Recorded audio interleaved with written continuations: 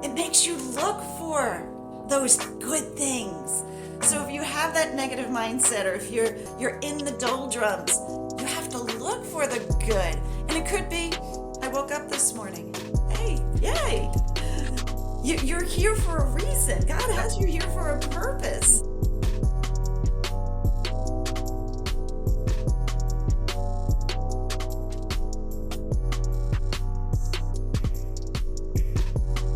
Welcome back, ladies and gentlemen, to the Healing Hands Chiropractic Podcast. I'm your host, Dawkinson. I'm here with the legend, Dr. Tracy Rush, and today we're talking about healthy habits. But first, Dr. Tracy, how you doing this morning?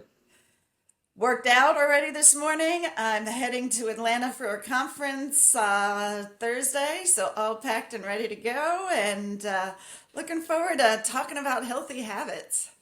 Yeah, Dr. Tracy and I had a great conversation before the episode, and what we talked about was just how important this is always a part of the conversation. You know, sometimes we look at healthy habits and we think common sense, but the truth is that there is so much that we don't know, and there's so much that we forget, and there's so much that sometimes we find it so challenging that we struggle to honor and maintain. And Dr. Tracy, I really wanted to kick things off with that idea. So a lot of people don't know where to start when it comes to healthy habits, or they don't feel like it's worth the effort, right? If you've been there, if you're listening to this podcast and that's where you are, we can relate and we can empathize with that. But what would you say to someone who's struggling with their health and doesn't even realize it? Because that's the reality, is when we neglect those healthy habits, right? Unfortunately, there's a downward slope when it comes to our health. What do you say to that person, Dr. Tracy, as we start this conversation? So with anything, there's momentum. We're either going in one direction, either we're going in the positive direction or in the negative direction. There's no middle ground. You don't stay in one place. That's not how we work. And so when you first always, you got to realize that things aren't right. You know that internally, when you don't feel good, when you're mentally not all together, when you're emotionally, you know it. We're very in tune to our bodies, and our bodies are always talking to us, but are we listening? So the first thing is realizing, but the first step, that's the first step. Second step then is to,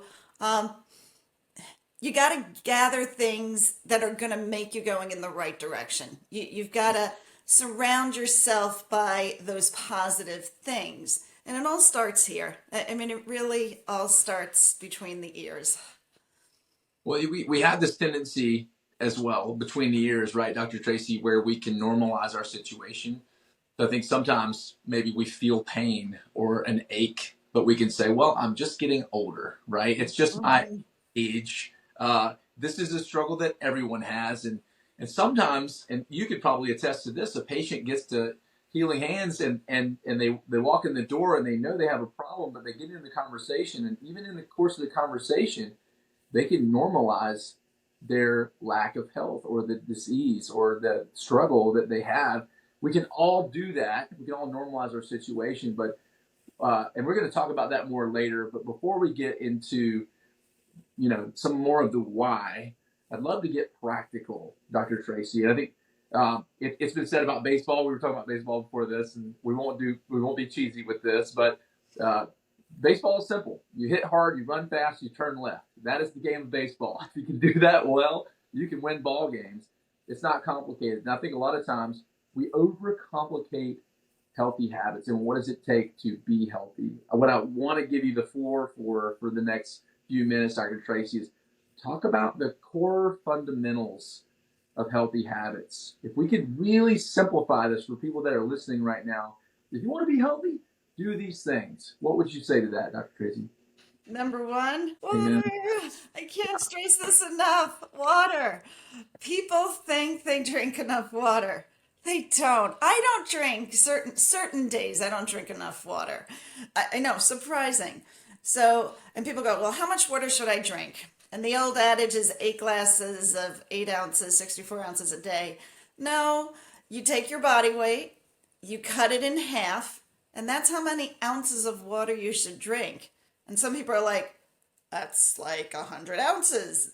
Yes, because you got to get rid of the toxin. So that's number one.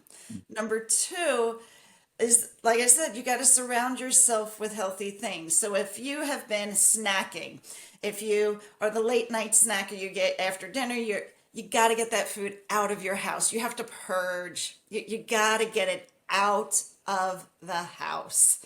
If it's not there, you can't eat it. Mm. You got to stop buying it. Yeah.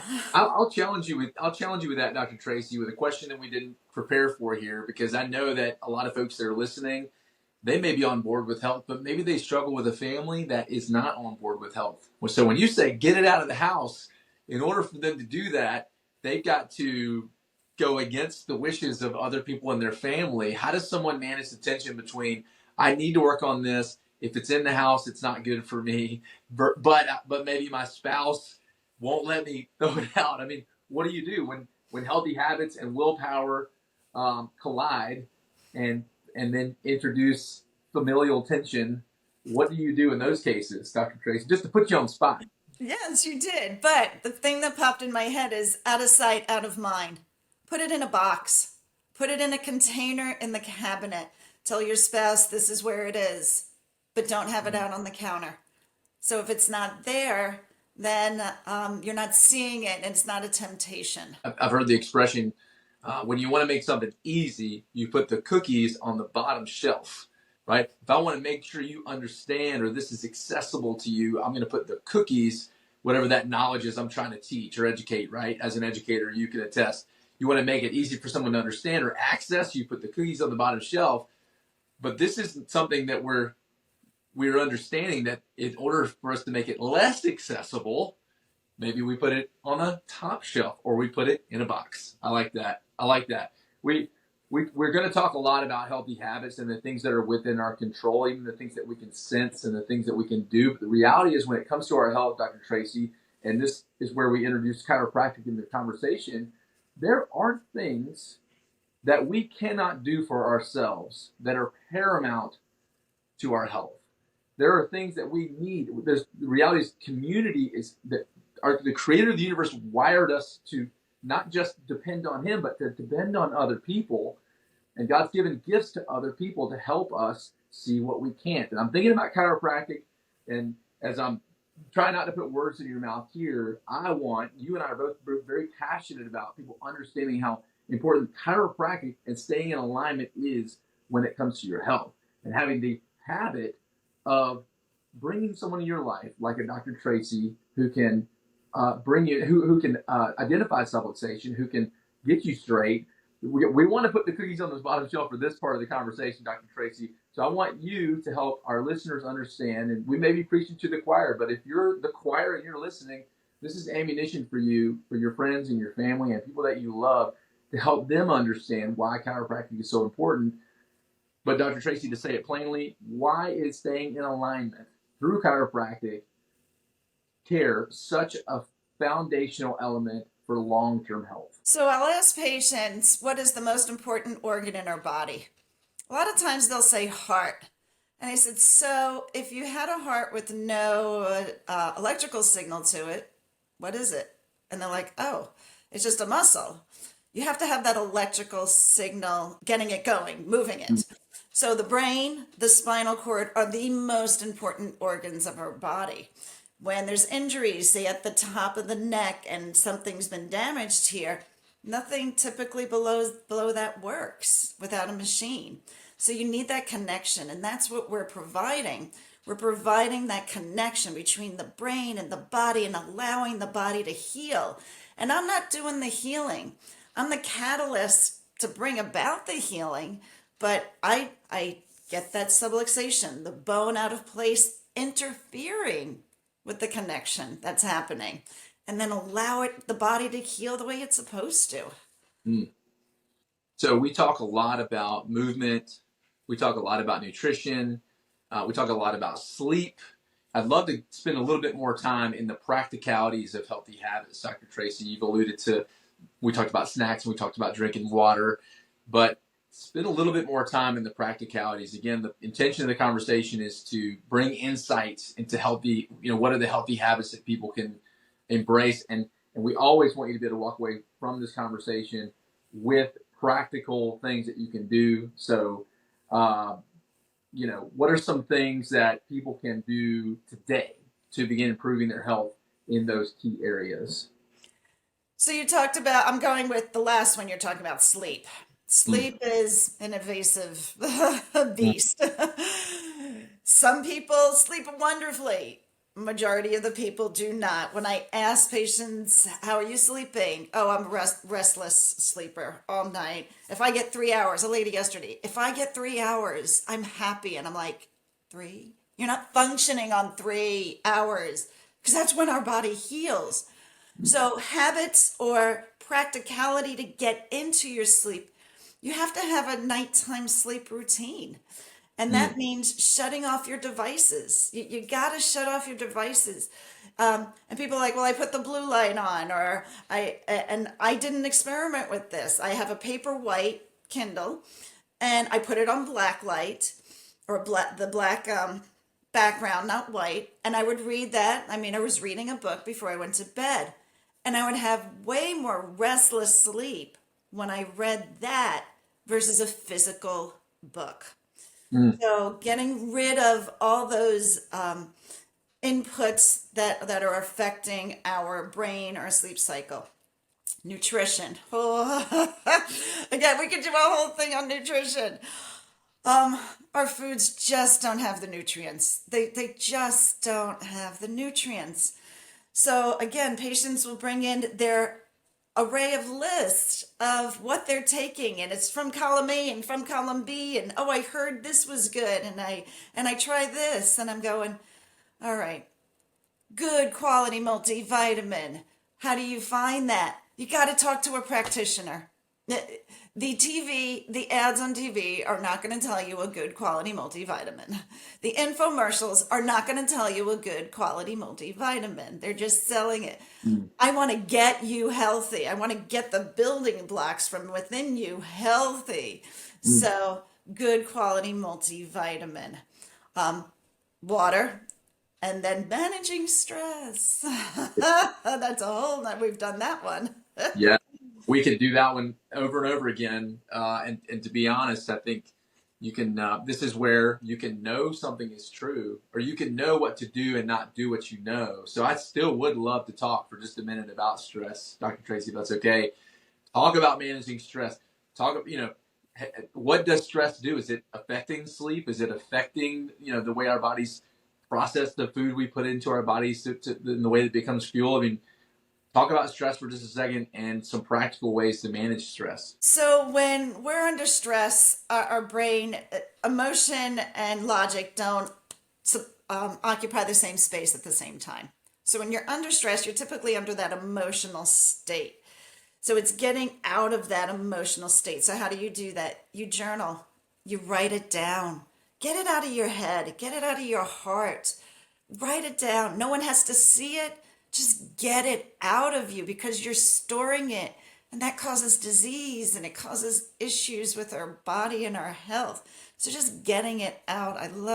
Used to be really into journaling, got out of it, back into it again. I have my ups and downs with journaling, but feel so much lighter when I journal.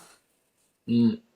Even just taking a moment to dream, I think has been something that's been such a relief for me lately. And I will say this, I'm a data guy. I love the metrics and analytics. I have this Garmin watch on my wrist that some people are familiar with. I've got way too much that I can see on here, but every single morning, this thing, and this is where it's tough, Dr. Tracy, is a lot of mornings my watch says, hey, you didn't get nearly enough sleep, or hey, you need to take the day off because and I'm thinking, I took yesterday off. I don't want to take 2 days off in a row. It's so intuitive and it takes heart rate variability and all these fancy metrics into account. For some people, this would stress you out more Me. than, yeah, It right. would. Me. So some people, data it has an opposite effect. But if you're someone that wants the data, Garmin watches are fantastic. But I say all that to say that I think even up to this point, Dr. Tracy, a lot of what we've communicated, people are familiar with. They've heard it before.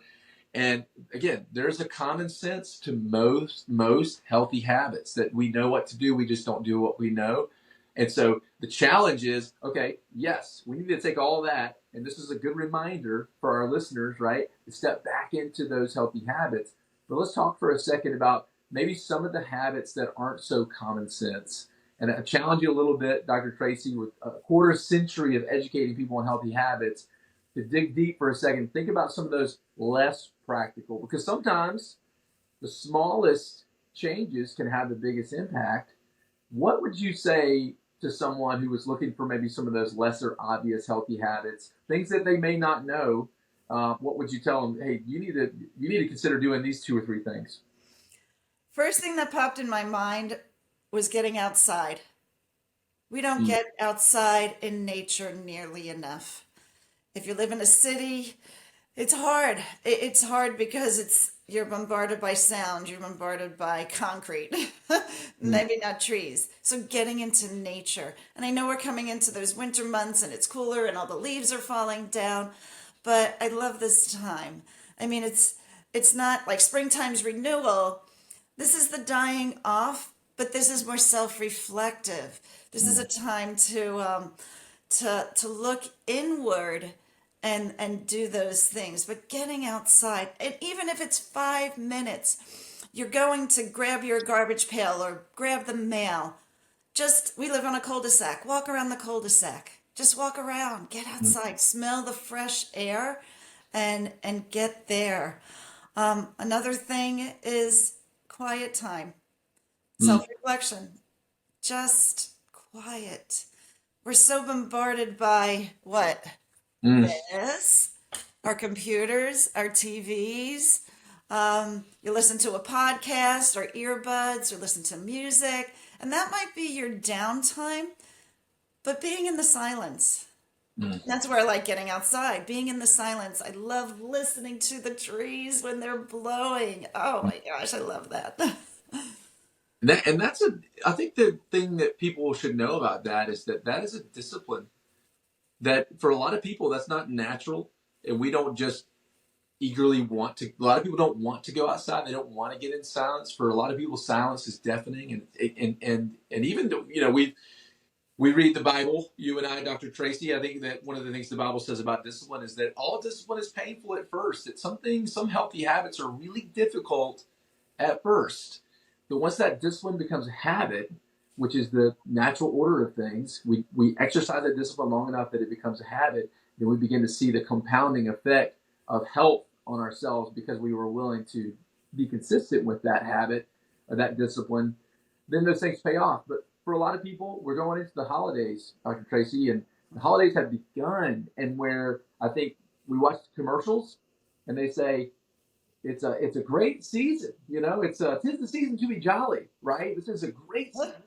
But the truth is, I think you and I have lived enough life to know that there are things in the holiday season that cause more stress and more depression and more lack of, I guess, the ability to enjoy the season.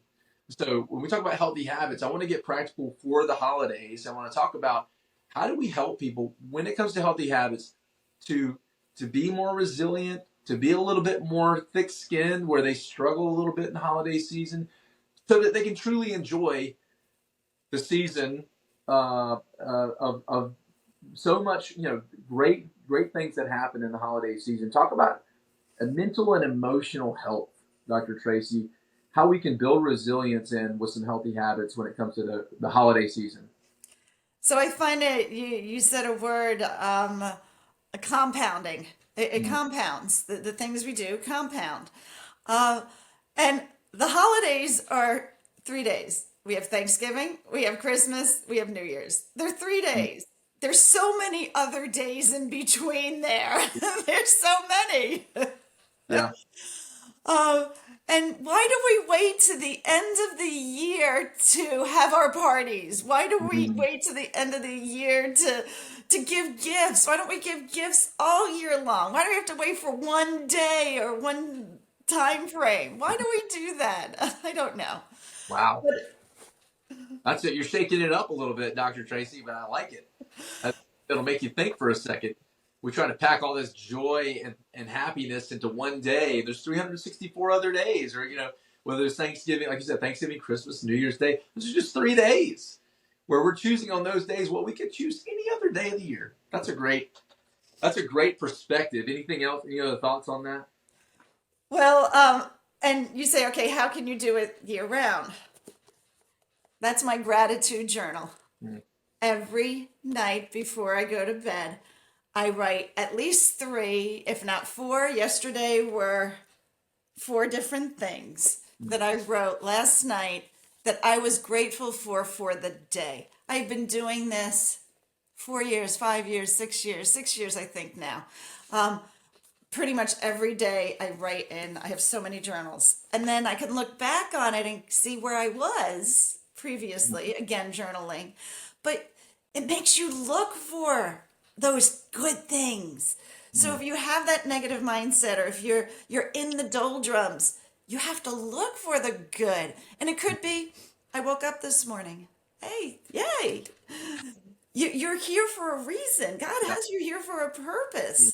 Or the sun came up and I saw the rays come through the trees. Or don't look at it, oh gosh, I got all these leaves to rake. Oh my gosh, there's so many leaves and pine cones and pine needles. No, I have trees that are flourishing and doing what they're supposed to be doing. So you got to find the thankfulness in everything. I love it. I'll challenge you with this. Close on this as well, Dr. Tracy. So, because I feel like you just amened that the next question. We were going to talk about spiritual health a little bit. I heard someone say, the two most important days in a man's life is the day he's born and the day he finds out why. And you use the word purpose.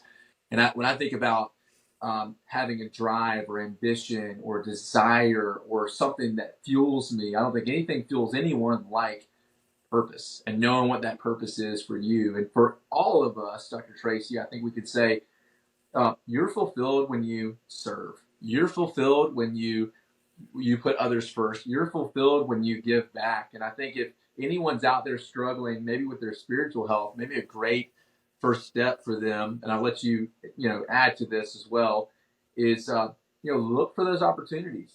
Look for an opportunity to serve. It might be community service. It might just be getting out in the community. It might be picking up trash on the side of the road, right? Maybe you've done well financially. You look for an opportunity to give back. Maybe you haven't done well financially. You still look for an opportunity to give back, because there is so much fulfillment. There's something that happens inside, chemically, that happens inside of us, right, Dr. Tracy? When we serve, when we give back, when we do good for other people, that honestly, there aren't very many healthy habits that can touch the power what that does inside of your body. So, I didn't want to put words in your mouth there, but I did want to kind of conclude with, let's give people some practicality, Dr. Tracy, as we're signing off. It's kind of like people remember the first 5 minutes, they remember the last 5 minutes. These are the last few minutes that we have together, and I want to leave people with a call to action. What would you say to someone listening to this podcast right now regarding healthy habits for themselves, their family, their legacy, set them up for success, and give them the practical step to take? Take the step. You have to take the step. It does no good if the tool is sitting there and you don't utilize it.